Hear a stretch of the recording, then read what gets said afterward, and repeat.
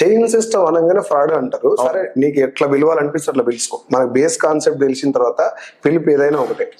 Chain fraud అంటున్నారు. ఒక employee పనిచేస్తాడు ఆఫీస్ లో, ఆయన పైన బాసు, ఆయన పైన ఇంకో బాసు, ఆయన పైన ఇంకో బాసు. దీన్ని ఏమంటారు? చైన్ సిస్టమ్ అంటారు కదా.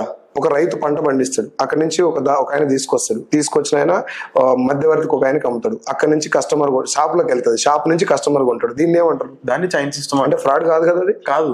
అయితే పేరు ఎందుకు వచ్చింది చైన్ అని ఎందుకు మోసపోతాడు అంటే, చైన్ సిస్టమ్ లేదంటే నువ్వు multi level marketing, network marketing, direct marketing, నువ్వు ఏ పేరున పెట్టు. అయితే దాంట్లో మోసం చేసేటటువంటి స్కీమ్ గనక ఇన్వాల్వ్ అయ్యి ఉంటే అది ఏ పేరు పెట్టినా మోసమే. అవును. ఒకవేళ స్కీమ్ లేదు, ఇప్పుడు నేను చెప్పినట్టు ఓన్లీ ప్రొడక్ట్ బేస్ కంపెనీ ఉంటే నువ్వు చైన్ సిస్టమ్ అని పేరు పెట్టుకున్నది జెన్యునే. ఎందుకు అంటే చైన్ అనే పదానికి ఎందుకు బ్యాడ్ అంటారు నాకు అర్థం కాదు. చైన్ ఎట్లా బ్యాడ్ అవుతుంది చెప్పండి? ఏ చైన్ బ్యాడ్?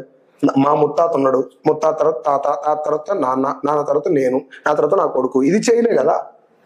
చైన్ అనే పదానికి ఎందుకు అంత బ్యాడ్ నేమ్ వచ్చిందంటే దాన్ని అట్లా జనాలు జాయిన్ చేసేటవన్నీ చైన్లే అని చెప్పేసి ఆ బ్యాడ్ నేమ్ తెచ్చారు. అయితే ఫేక్ ఏంటిది అనేది మనకు అర్థం కావాలి సార్. ఇక్కడ ఒకసారి ఆలోచించండి.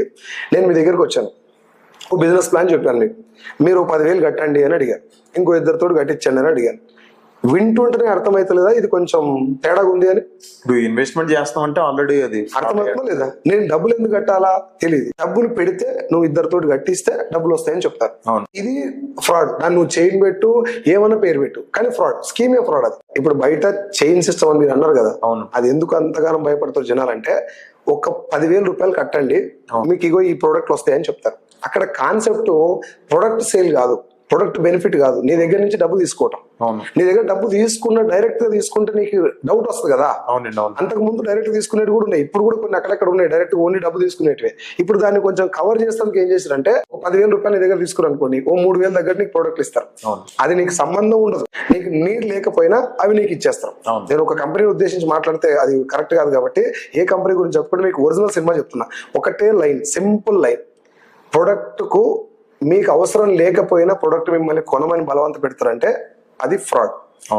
లేదు, డబ్బులు కట్టండి, ఇంకో ఇద్దరితో డబ్బులు కట్టించండి, ఎంతమందితో డబ్బులు కట్టిస్తే మీకు అంత డబ్బు వస్తుంది, కార్లు వస్తాయి, ఫ్యూచర్ లో మీరు లగ్జరియస్ లైఫ్ అనుభవించవచ్చు, విదేశాలకు వెళ్ళొచ్చు అని చెప్పి ప్రొడక్ట్ తోటి బిజినెస్ తోటి సంబంధం లేకుండా ఓన్లీ డబ్బే మాట్లాడుతున్నారు, డబ్బే కట్టమని అడుగుతున్నారు అంటే అది స్కీమ్.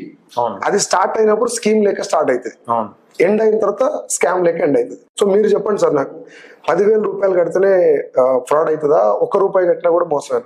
1 కోటి మంది కట్టారు అనుకుంటారు, ఎంత అవుతుంది? 1 కోటి రూపాయలు అవుతుంది. 10 కోట్ల మంది కడితే 10 కోట్లు. సరే, ఒక్కొక్క రూపాయి ఇవ్వటం కష్టమా ఈజీయా? ఈజీ, చాలా ఈజీగా.